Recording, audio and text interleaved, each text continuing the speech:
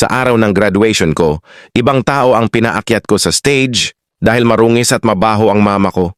Dear, Welcome to my channel, Ate Vine Confession. Kung gusto mo rin mag-share ng kwento mo, mag-send ka na ng letter mo dito. Maraming salamat. Enjoy for watching. gusto ko sanang ibahagi itong aking kwento sa buhay. Bilang isang anak na walang kwenta, ganito po kasi iyon. Ako pala si Jasper, fresh graduate NG Colegio. Nag-iisang anak ako ni mama at wala po akong ama. Hindi ko na siya nakilala.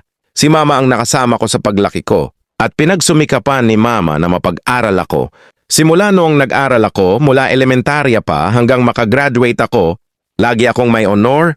Pinagbubuti ko talaga para sa nanay ko, para sa paghihirap niya, pero may isang bagay na hindi ko alam kung bakit nagawa ko sa kanya na ikahiya siya sa mga tao sa pamamagitan ng pamamaraan ko sa tuwing may meeting sa school at sa tuwing may honor ako at kailangan ng magulang para magsabit ng medal. Hindi ko siya pinaa-attend, hindi ko alam kung saan nagsimula ang hiya ko sa sarili kong ina. Siguro sa tuwing nilalait siya ng iba. O baka naman sa tuwing hindi niya kailangan ng salita para malaman kong ako mismo ang nahihiya sa kanya. Kaya naghahanap ako ng ibang tao na papalit sa kanya, ibang tao na a-attend sa meeting, yung magsasabit ng medal sa akin. And then sa tuwing sasabihin ko kay nanay na may honor ako, kitang-kita ko ang tuwa sa mukha niya at ang laging tanong niya, ako na ba ang magsasabit sa'yo ng medal, anak? Ang sagot ko lang, wag na po kayo, nay, baka busy kayo. Ako na lang magpapadala ng guardian. Pero ang totoo, hindi ko siya kayang ipakita. Si mama tindera ng walis sa palengke. Laging may balot na panyo sa ulo, may sunburn sa batok, at may amoy na hindi matanggal ng pabango. Hindi siya marunong magsalita ng diretso sa mga guro, madalas utal at bulol kapag kinakabahan. At kapag nagsuot siya ng semi-formal, halatang hiniram lang sa ibang tao. Kaya ayon, habang ang ibang kaklase ko ay proud sa mga magulang nilang naka-corporate attire, ako naghanap ng ibang tao na pwedeng humarap para sa kanya. Gabi bago ang graduation, pinagluto pa ako ni mama ng masarap na ulam, nag-adobong manok na paborito ko. Sabay kaming kumain at sabi pa ni mama, anak, anong gusto mong iluto ko bukas? Para may handa ka kahit papaano. Gusto mo kumain na lang tayo sa restaurant? Para i-celebrate ang iyong pagtatapos? Anak, proud na proud ako sa'yo. Sa wakas, kahit tindera lang ang mama mo ng walis, kahit lagi akong bilad sa init, nababasa ng ulan, kahit ba wala akong mabili ng damit para sa aking sarili, kahit pa bumabaho na ako dahil sa sikat ng araw, okay lang anak, importante mapag-aral kita. Dahil mahal na mahal kita. At ikaw lang ang buhay ko, congratulations anak. Habang ako ay nakahiga na upang matulog, naaalala ko ang mga sinambit ni mama habang kami ay kumakain ng hapunan. Namuo ang mga luha sa aking mga mata, kumirot ang aking puso, napaisip ako. Bakit ko nagawang ikahiya ang aking sariling ina? Bakit kinahihiya ko na isa siyang tindera ng walis? Na siyang bumubuhay sa akin at nagpapaaral, napaiyak ako at sobrang nahihiya sa aking sarili. Ako na anak na dapat magpaprotekta sa mama ko. Pero ako pa ang kauna-unahang tao na nagpasakit sa puso niya. Na walang reklamo, walang salita. Ang mahalaga lang ay kung saan ako masaya.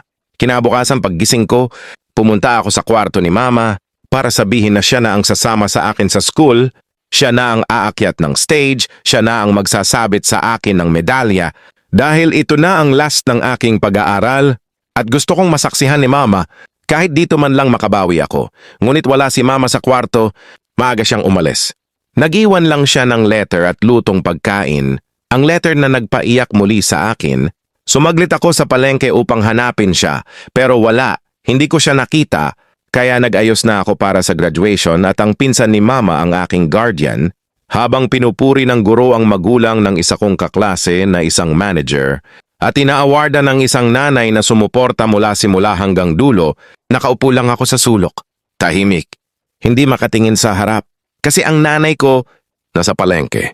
Nagtitinda ng walis, pawis na pawis, suot ang lumang tsinelas habang ang anak niya ay pilit siyang isinasantabi.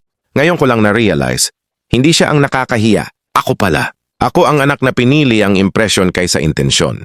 Ako ang anak na mas pinanghawakan ang hiya kaysa sa hirap niyang tiniis para lang mapagtapos ako. Habang nag-start na ang ceremony, tinawag na ang aking pangalan. Nga ako ay aakyat na ng stage, nagpalingon-lingon pa ako. Baka dumating si mama. Tama ako, dumating si mama. Nanonood mula sa malayo. Nakasinelas, may panyo sa ulo. Suot ang lumang damit at halatang bilad sa araw. Napatakbo ako kay mama sa pagkakataon na ito. Wala na akong pakialam, basta alam ko lang ay mas proud ako sa kanya. Nagulat ang marami, mas nagulat si mama. Paglapit ko sa kanya, niyakap ko siya ng mahigpit. At niyaya ko sa taas ng stage, kitang-kita ko ang saya sa mukha ng mama ko. Ang ilang taon niyang pinapangarap na magsabit ng medal sa akin ay natupad na. Walang paglagyan ng saya ni mama. May pagluha pa sa kanyang mga mata. And sabi ko proud ako dahil siya ang nanay ko. Dahil kahit tindera lang siya ng walis. Naitaguyod niya ako ng ayos at napagtapos niya ng kolehiyo. Bilang anak at bilang magulang, anong aral lang nakuha niyo dito? Sa kwento ni Sender, just comment naman. Dahil napakaganda ng kwentong ito,